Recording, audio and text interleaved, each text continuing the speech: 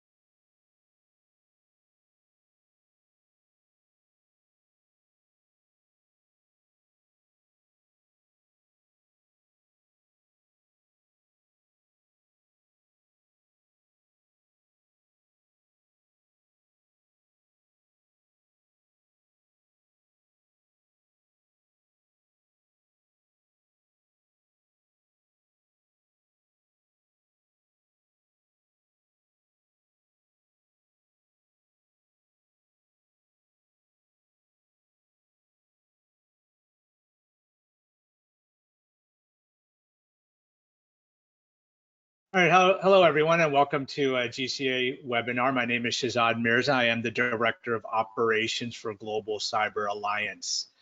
So just quickly before we get started, just a few reminders. One, this session is being recorded, so the recording will be made available after the session is completed. So you may not get the email notification right afterwards, but you should get it within about a 24-hour period.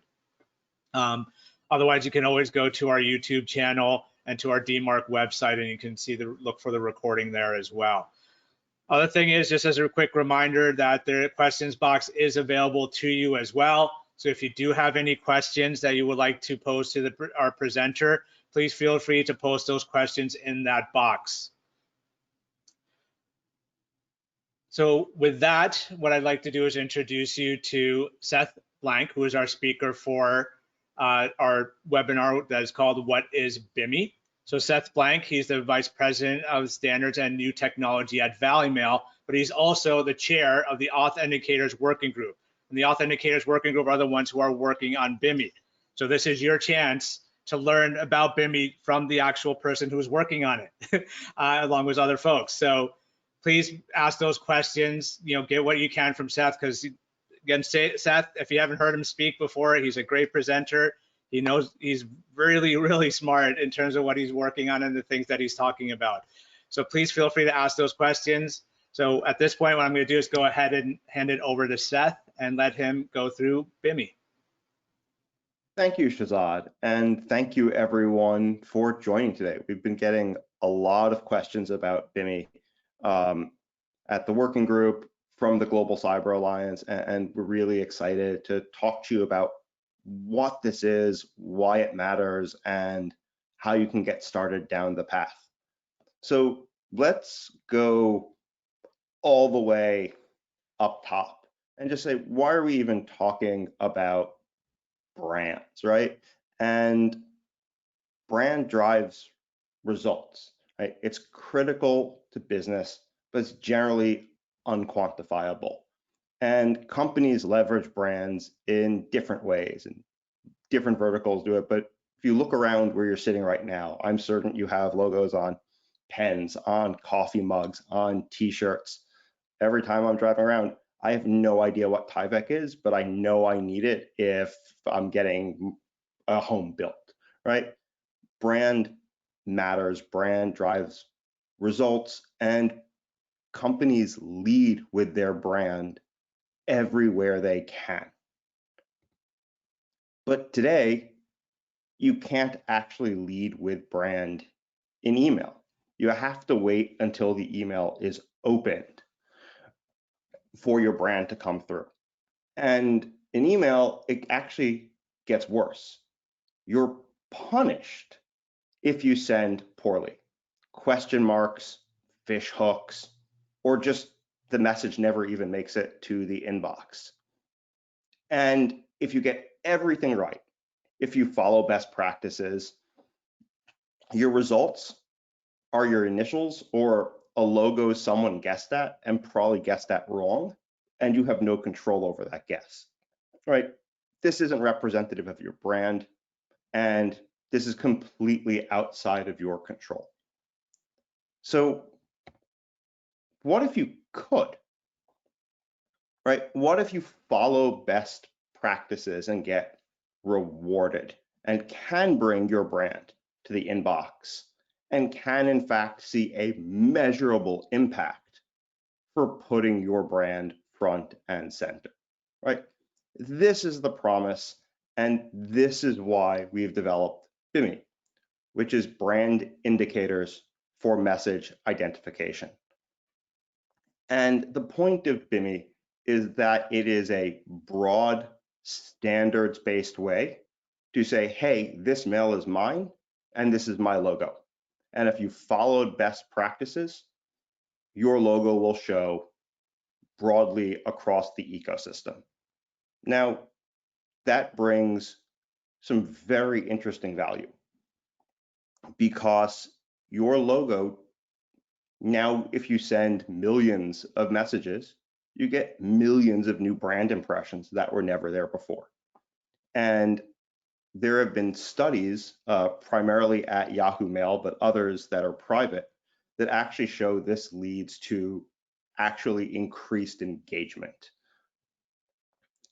And you now have control of a logo that you never had before. And taking control is essential in a world, especially where you had none before, right? You're able to make sure your brand is recognized uniformly through the medium. And then this results in a richer inbox experience for consumers and for anyone sitting in that mail, because instead of just a sea of subject lines, they actually can touch and feel your brand and the brands that are coming through to them. And for people who don't know, email is heavily a brand medium. I believe another stat from Yahoo that's public is that about 90% of the email in that ecosystem is actually brand to consumer. And so this is really about re-envisioning the inbox in a richer, more vivid way.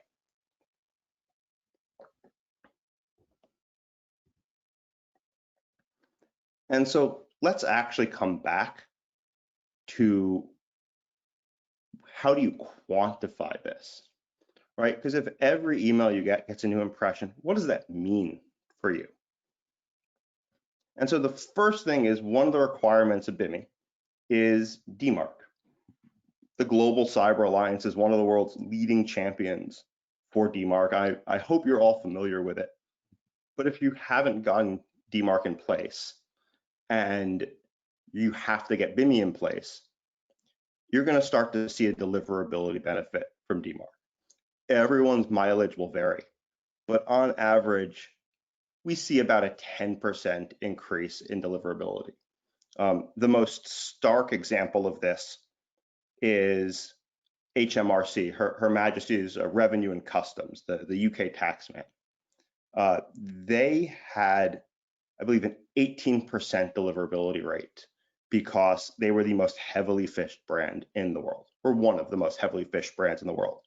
And once they put DMARC in place at enforcement, they jumped to a 98% deliverability rate. DMARC is not going to affect your brand and your email in such a powerful way, but it will make a difference, because one of the things DMARC gives you is visibility, and every domain has some amount of spam and phish, and sometimes a significant amount that DMARC can turn off, and turning it off increases your deliverability.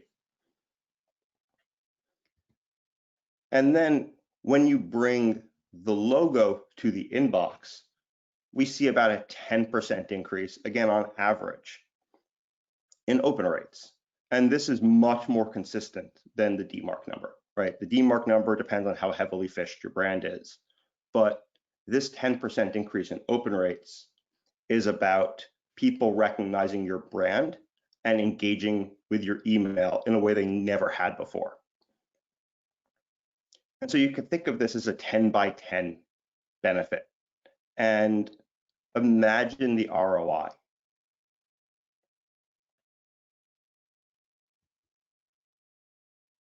So who's working on BIMI? Why is this coming together? BIMI has come out of a broad-based, vendor-neutral industry group whose goal is to provide new ways to stop phishing. At the end of the day, we've seen this before, right? The largest brands are vectors for abuse. DMARC is the solution to protect your own domain, your own brand, and not enough organizations deploy DMARC. But every organization talks about providing, wanting to get their logo, their brand out to the inbox. And we've seen this. Yahoo had a pilot several years ago that brought logos to the inbox. Google had leveraged Google Plus to bring logos, and these vectors were abused. And there was phish, and there was bad actors, and there were lots of logos, lots and lots of logos that were just completely wrong. And so this working group got together and said, can we marry these two use cases? Can we say, hey, if you send your email right, if you follow best practices, if you deploy DMARC enforcement, then that logo you want, that you never had control of before, will give you that control and make the whole ecosystem safer and more secure and better for everyone.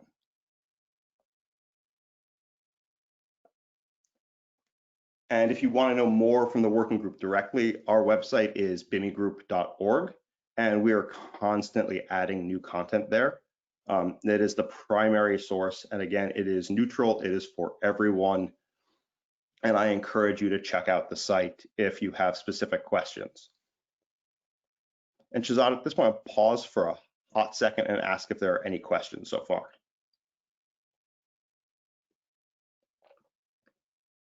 Currently, there are no questions. Okay. Just quickly to remind folks, remember the questions box is there, so feel free to post any questions that you may have. So let's talk about how we actually get BIMI in place. Right? There are three key things. And it's really just two key things. First one is you have to have DMARC enforcement, right? There's an enormous amount of resources that the Global Cyber Alliance has that can help you here. I'm not going to spend a lot of time on DMARC, but Shazad, I think, will talk at the end and share some of the resources available to you through the Global Cyber Alliance.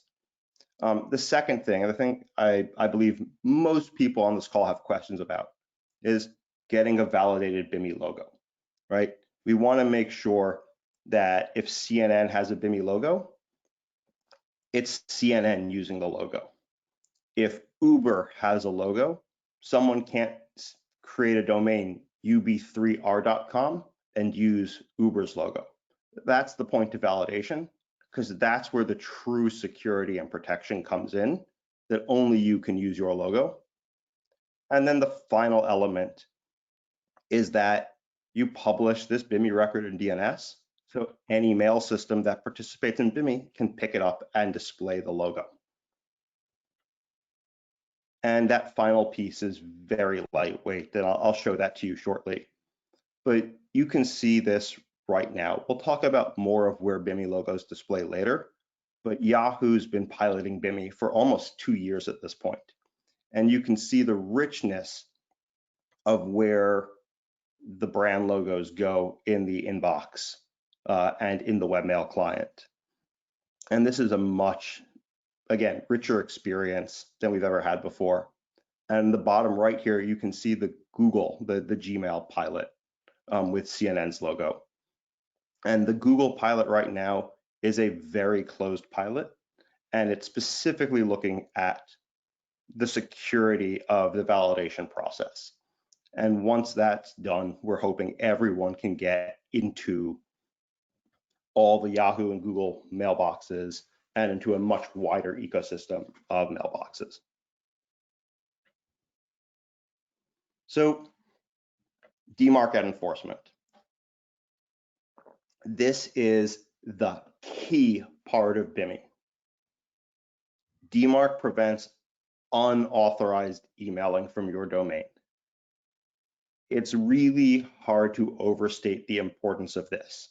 You don't want your logo showing on an email someone else sent trying to be you. The reason we've tied DMARC and logos is because of the intense ecosystem value of wide DMARC deployment and providing a reason to get it in place so that you can get all that ROI from your logo in the inbox. And it protects your consumers and your employees and your brand. And so you can see here, I stole at the bottom part of the Global Cyber Alliance's DMARC record. I didn't pull the whole thing out, but it's really simple. You go through a process, right? DMARC can be difficult to implement depending on how large you are as an organization, how complex your sending is. But at the end of the day, once you've properly authenticated and authorized the services that are sending on your behalf, you have a DMARC record that has a policy that needs to be quarantine or reject, and it's got to uniformly protect your entire domain. So no holes, no subdomain policy set to none or percentages less than 100. And then you send a report somewhere, and that's the prereq. If you have that in place, now you can go get your BIMI logo on mail. So Shahzad, I'm going to pause at each of these steps and ask if there are any questions on the step. So anyone have any questions about the DMARC requirement? Yeah, I don't. So there isn't one on specifically on DMARC. There are more about BIMI. One question you're going to be covering in the next slide or the next two slides. So, but yeah, I think let's hold on these two questions until we get through the slides. Yeah. So let's get into the meat about getting a validated BIMI logo. And what does that mean? There is a brand new thing called a verified mark certificate. And the point of the verified mark certificate is simply that it proves that your organization has the rights to that logo. As I said before, I can't pretend to be Uber, have ub3r.com, and show Uber's logo unless I can prove I'm actually a duly authorized representative of Uber. And this is done leveraging how we do certificates for websites, right? So the same way you'd go and get an SSL certificate or TLS certificate for your domain, and it would show up in the browser bar as secure, right? You're doing basically the same thing for BIMI, getting a certificate from your standard certificate authority in the same way, but you're also going to prove not just who you are and that it's your domain name, but that you have the logo. And today, there is a very high security bar, which is a registered trademark. That is way too high a bar for most people. We're just making sure the entire apparatus works, and we're going to lower this bar dramatically over time, right? The intention of a VMC is if you can prove it's your logo, then you can use it. But all the devil of the details in the proof. And that's why we started with registered trademark, because that gets us out the door, that gets this moving. But the hope is you can get things like seasonal branding validated, right? Walmart loves the wintertime and loves to put snowflakes on their logo. Why can't you use that? There is a very large mobile gaming company. They send all their mail from their single domain, but they've got 40, 50, 60 gaming brands. They should be able to put the brand of the game on each email. That's where we're going with this. And so VMCs are being piloted today. This is exactly the point of what Gmail is testing in their infrastructure. And there are still some process things we're working to make easier so that when one of you on this call wants to go get a VMC, it's a really simple, lightweight process that is secure, that protects your brand and gets your logo validated quickly. And today, the two certificate authorities that are piloting VMC issuance are DigiCert and Entrust Data Card. Or actually, they just changed their name to Entrust. I think they dropped the data card. But the intent is, once this process is figured out and how we validate beyond just trademarks is figured out, we expect every CA to issue these certificates. And so wherever you go to get your web SSL certs, you should be able to go and get a BIMI cert, a VMC for your logo.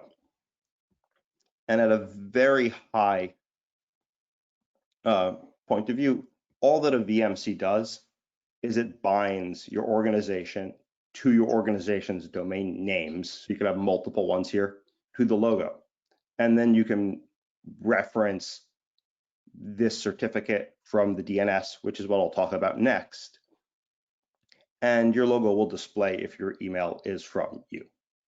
And so I'll pause here because Shahzad, you said you had some questions on this content already. Yeah, so there's two questions here. So one is, can I track or count impressions generated by my BIMI logo? So the answer to that is a resounding no. It's intentionally not able to be used as a tracking tool for many, many reasons, but primarily privacy is paramount, right? And this doesn't preclude tracking that you do in your own email, but the actual BIMI logo is going to be heavily cached, and it will not be able to tell you a meaningful thing about open rates or any other utilization. It basically functions at the same level of granularity as DMark. So you'll be able to know, hey, this many emails arrived at this mail system, and this many validated the BIMI record, right? So the same way DMark might say, hey, 100,000 messages were sent from SendGrid to Google, and they all passed SPF, and they all passed DKIM, and they all passed DMark. Now you'll also be able to get, and they all validated for BIMI, right? But that's the level of granularity, specifically so that BIMI and VMC don't turn into a web bug and a privacy or tracking landmine. And the other question here is do you know the price point of these certificates yet? No. That's still being figured out. I think or to answer a little bit more clearly, I expect them to be a little bit pricier, order $1,000 to start as everything shakes out, and then to rapidly come down in price afterwards. Like most new things, it tends to be a little bit more expensive than we'd like at first, and then as it commoditizes and is well understood, the price point will drop. And we expect enough people are really excited about this that price point won't hold for very long. That was the last question. Great. So then the next part is to just publish your BIMI record in DNS. And we modeled the DNS name to the DNS record to look incredibly similar to other email authentication records. And so there's really just two parts of a BIMI record. An L tag, which is just the HTTP reference to your logo file. And you can see at the bottom, I've got Global Cyber Alliance's BIMI record. And so it's just a reference to a scalable vector graphic. And then there's an A tag, which is the reference to your VMC. And so together, you basically just need to know where's the URL of my logo, where's the URL of my VMC, and you publish it at your BIMI record, and that's it. This is really, really lightweight. The hard part is getting DMARC in place, and it might take a day to get a VMC, maybe two, but the point on the VMC is it should be really, really simple. And a lot of the complexity you hear about with VMC today is there's not a lot of great information in market, and exactly how they work is changing, especially as the Google pilot moves forward. And so any questions about just publishing your BIMI record, the last piece of the puzzle? There's no questions on that. There are some other questions though. So let's hold the other questions to the end. And then basically to summarize these three steps, right? If you have DMarket enforcement, it means mail that's received at a mail system are actually from you. And then when there's a VMC in place, now that mail system knows the logo that you want applied to that mail that's legitimately from you. And it knows those two things from this BIMI record. And so it all comes together relatively cleanly. So the next question I'm expecting everyone to ask is, so that's cool, but where does this work? Does this matter for me at all today? And the answer is the landscape is changing really quickly. Today, Verizon Media has BIMI across all its properties. So that's Yahoo, that's AOL, that's actually Netscape has a mail client. That was actually news to me. Rogers Internet, there's a whole cacophony of Verizon Media properties that have BIMI. Google is piloting BIMI. If you go to Gmail, you will see logos from the pilot participants who have VMCs in place. The hope is that Google will go GA sometime in the not too distant future. I can't comment on that. I can't promise it'll happen. I can't tell you when it will happen, but I can tell you what the pilot is leaning into is the security of the VMC process so that it works easily and effectively at scale for everyone.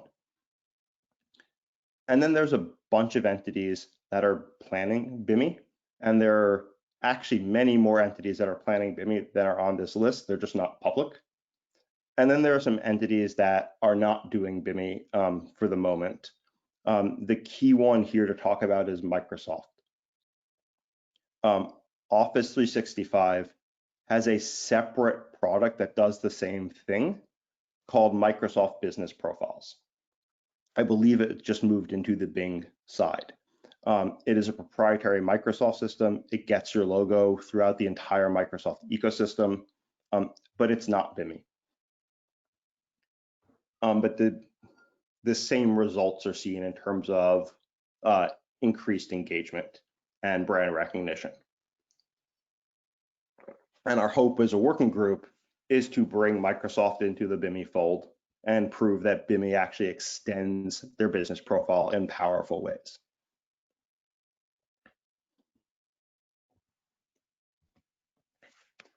So just to recap all of that, getting DMARC at enforcement, validating your logo, and publishing your BIMI record are going to be driving increasingly powerful ROI across the email system, especially as more and more mailboxes deploy BIMI across all of their users.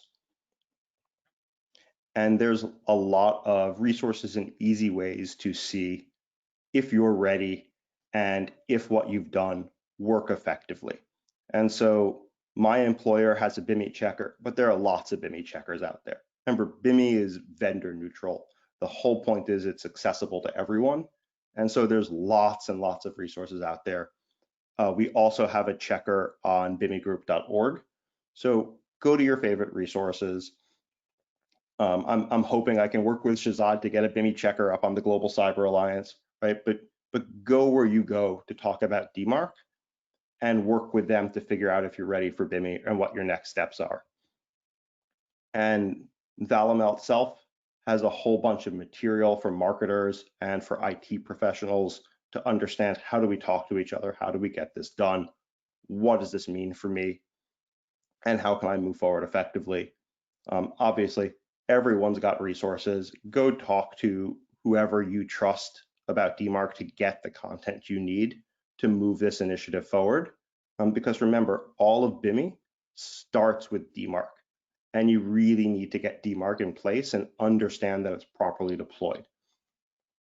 And so with that, I want to actually hand it back to Shahzad to talk about some of the Global Cyber Alliance's DMARC resources so that you can get the groundwork laid for BIMI today. So by the time it's live in Google and other mailbox providers, you're ready to hit the ground running.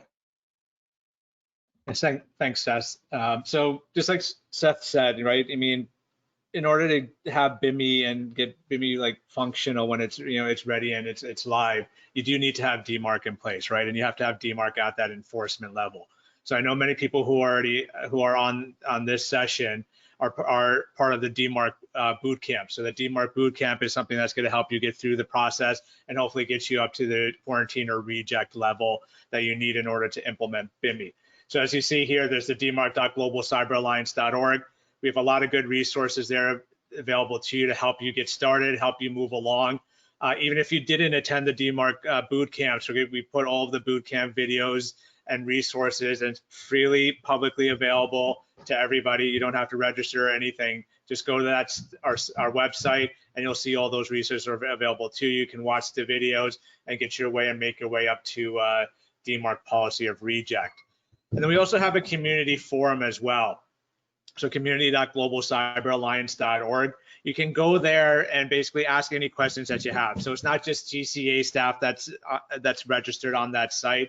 There are globally quite a large number of subject matter experts around DMARC, around BIMI, ARC, and some other security protocols as well, and some other types of other resources that you can ask questions. So you can come there and ask any questions that you may have and pose those questions, and people will respond back and hopefully give you the answers that you're looking for.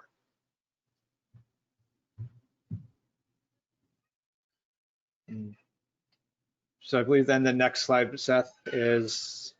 Turns out I don't have a slide that says Q&A, so let's just go to Q&A. All right, so let's go to this Q&A. That's all right. So there are quite a few questions coming in. So again, if you haven't posted a question and you would like to, feel free to post those questions in the questions box that's available to you.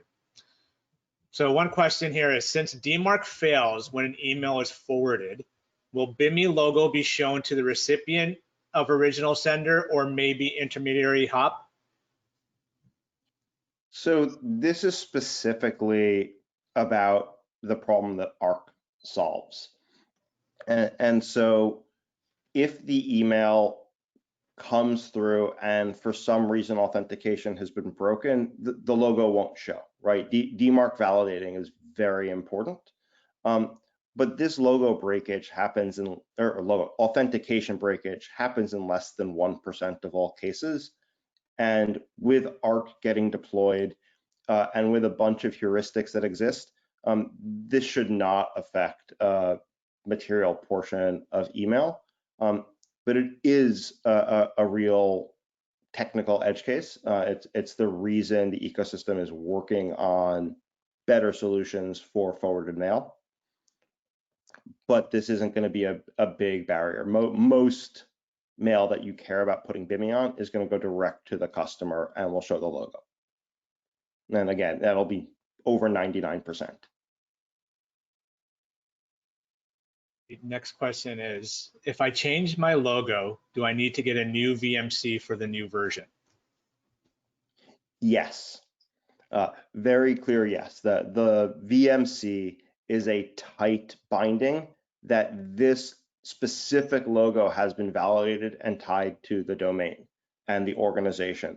So if your logo changes, you would need to get a new VMC for that new logo to display, right? Otherwise, you can also do a bait and switch where I am some company, I go get my logo, and now I decide I want to run a phishing campaign. I already have a certified logo, and now I can go attack with it. And we can't let that be a vector.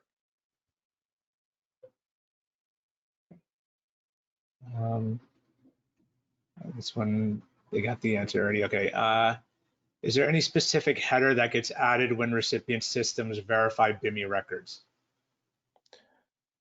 So short answer is there should be. According to the spec, the validation would end up in the authentication results header. But some of this stuff is honestly still being determined. And so we'll see exactly where it nets out. But I would expect it to, the BIMI results to show up in the authentication results header and to flow back through DMark reports. Okay. All right, so I think the person got the answer to this question, but I'm going to ask it anyways, just to be safe. Please do. Will the mail servers need to be, it kind of goes along the other question though, but will the mail server need to be BIMI aware or just DMark? Or is it just client side essential, a DMark client with a mail client within the mail client? So that's actually a great question because there is some nuance here. For a mail system to actually validate BIMI, right, it needs to be BIMI aware. It needs to know, where do I even look for a VMC? What does it mean if the VMC is there? But for the sake of interoperability, right, let's say your message goes to Gmail and then you're looking at your Gmail mail in a Fastmail client or vice versa, right? If the mail system you hit was BIMI aware and validated it, and then there's a separate mail client, that mail client needs to be BIMI aware to display the logo. So when it's integrated, right, when you're talking about a Google client, a Verizon client, a Microsoft client, right, it's all the same stack, and so it's easy. When you've got these things that are separate, then the individual components all need to be BIMI aware for it to work. But it is built in such a way that this should be a really light lift for mail clients. The heavier work is at the MTA to do all the validation. Right. Next question is for the use case where you have several logos for the gaming brands, how do you specify which logo to use? That is a great question. I did not go into the detail on this in this presentation because I was afraid I was going to get people lost in the weeds. But BIMI is actually modeled after DKIM, where you have selectors.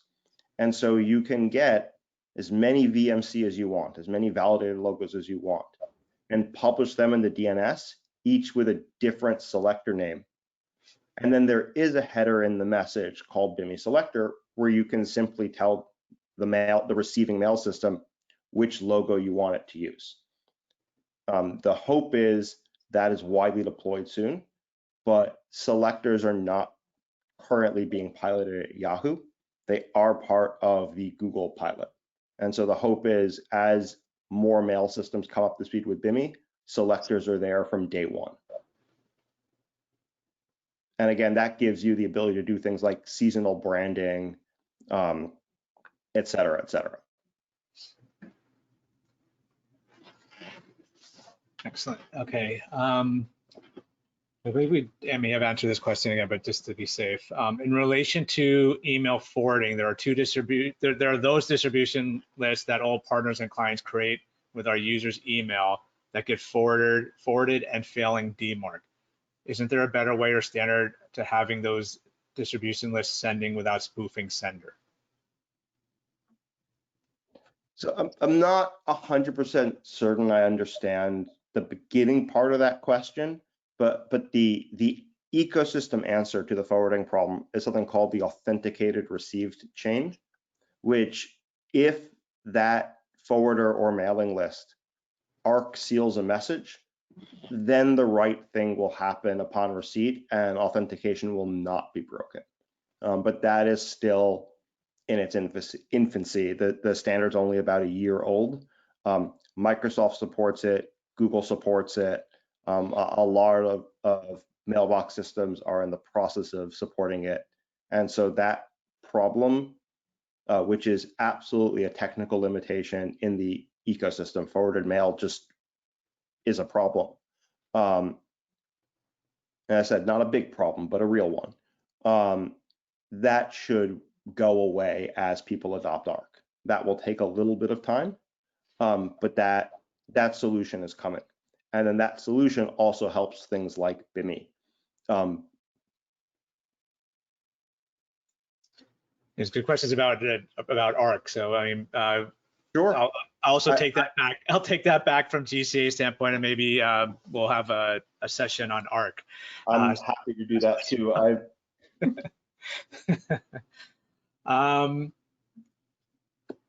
So there's a question about which happens to do with any type of spoofing or anything like that too. So do you think there could be lookalike logos which might confuse recipients considering impersonation scenarios? Yes, the answer is unfortunately yes. Right, even with a registered trademark, it's about confusability, not spoofing. And so the value of VMC is you validate your organization in addition to the logo. So if someone says, hey, I'm going to go register bankofamerica.com and try and go fish Bank of America with a lookalike logo, to do that, you had to prove who you are and where you exist. A legitimate company doing business has no problem doing this. An illegitimate organization trying to do this paints a massive target on their back, makes it very easy to come and find them. That's not a great technological answer, but for people who are worried about abuse of their brand, it provides a very powerful mechanism for them to address the problem through their normal apparatus. And if a logo is being used for phishing, it will be yanked very, very quickly. And so the logo will disappear technologically because revocation here is easy, because unlike web PKI, where you've just got browsers all over the place and it's just deeply decentralized, mail systems are heavily centralized, and it's very easy to pull a logo across an entire mail system instantly. And so, yes, there is a real threat of lookalike logos. But what we've seen from certificate validation is you just don't get fraudulent entities that sign up to go through that validation process and paint that target on their back and prove that the target is there. And so it is not perfect, but it is far, far better than letting people just say, hey, I'm this domain, here's my logo. And so we're hoping the bar is far more effective at preventing abuse, but no security tool is 100%, as much as we'd wish otherwise. Are there other use cases for BIMI beyond just email? So that's a great question. The answer is yes. Most of these mail systems, right, brand logos are a big deal because, as we said, 90% of all email in these systems is actually brand to consumer. But all these systems have other places where domains play and where logos from those domains play. And so once you have a certified logo published in DNS, you could certainly see it start to appear in a lot of other places, right? BIMI is starting in email because there's actually a problem in email we're trying to fix that's material and important. But once we have the logos published, there could be a lot of other interesting ways to do it. You know, just imagine I have a product and I've got a bunch of domains in it. I don't have to have my team curate those logos anymore. I can just go pull their BIMI logos and show them in the web UI, right? There's a lot of interesting things. As I said, the Microsoft team with their business profiles, they're actually using those logos across all Microsoft properties, including as far as in the Xbox store. And so there's a lot here that can become interconnected. The immediate problem, the reason we built this for email, but we can certainly see this going in lots of different and powerful ways. The one thing we have in email that we may not have in other channels is DMark, right? We know this email is legitimately authorized, authenticated by the organization, and so we can put the validated logo there. That paradigm that authentication doesn't necessarily exist in other channels. And so that's the open question for how do I use a BIMI logo in other places.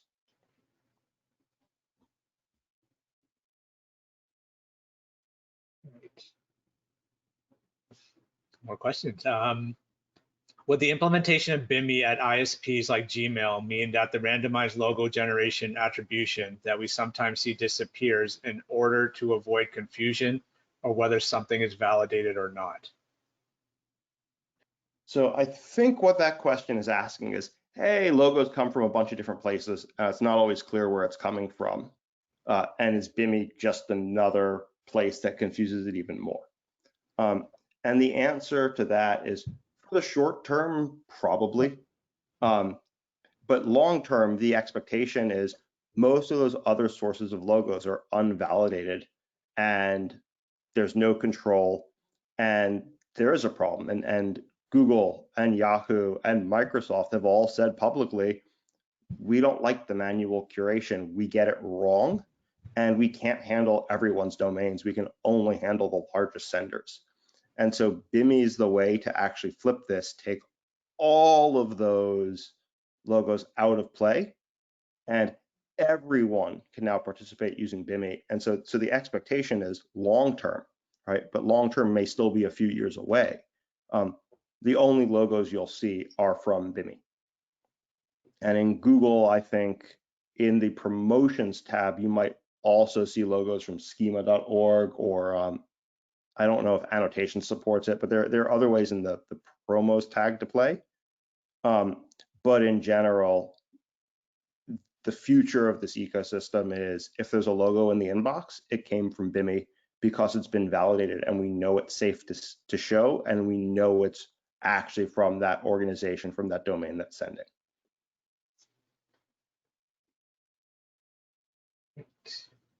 I think one last question I see here is, does the size of the logo matter?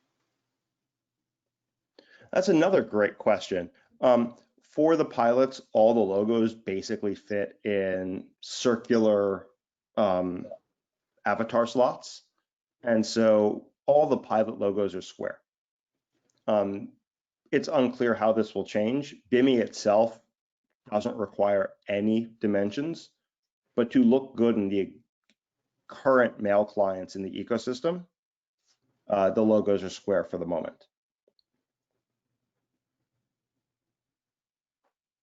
All right, that was the last question that I see. Excellent. Well, thank you, everyone. This was a lot of fun. Thank you for letting me talk about BIMI with you and answer your questions. And if you have other questions that pop up or other people who want to learn more, please reach out to the Global Cyber Alliance, and I'm certain Shahzad will be able to help you or connect you with me if there's more you want to know. And I guess as a final thought, just please check out the working group's website at bimigroup.org. Also, Valimail has a bunch of resources, as is anyone else you trust. Please go get DMark in place if you don't have it already. And I'm really excited to see everyone on this call adopt BIMI and have it make a real difference for how they send mail and how your customers engage with your mail. And thank you, Shahzad, for having me. Nice. Seth, thank you so much for doing this for us, and for all those that were able to attend to us for this session. But like Seth said, if you do have any questions, feel free to contact us. We can pass it on to Seth if we're not able to answer the questions on his behalf. But again, thank you, everyone, and thank you, Seth. I hope you all enjoy the rest of your day.